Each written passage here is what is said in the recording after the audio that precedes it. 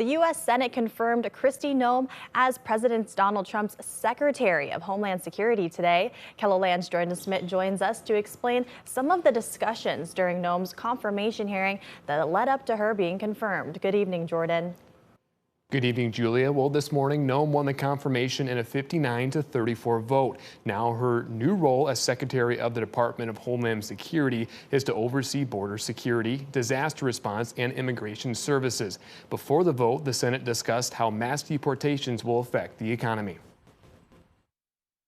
What happens by President Trump and his DHS Secretary nominee, Noem, is not just targeted at criminals. It is aimed at legal immigrants and immigrant families who've lived in our country, many of them for decades, and are pillars of our community. We're hearing some economists and some business people saying our economy is in jeopardy if we deport these people.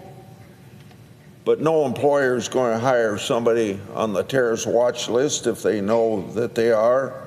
No employer is going to hire somebody with a criminal record. And that hearing happened just this morning, Jordan, but what else did they discuss in that long hearing? And we talked about some industries where migrant workers tend to work, so they just talked about how it's going to affect those industries when Noem does take this position. All right, and then coming up tonight at 10, what else are you kind of talking about or overviewing? So we'll talk about the agriculture industry. We'll also talk about Rhoden now being the 34th governor of South Dakota. All right, thank you, Jordan.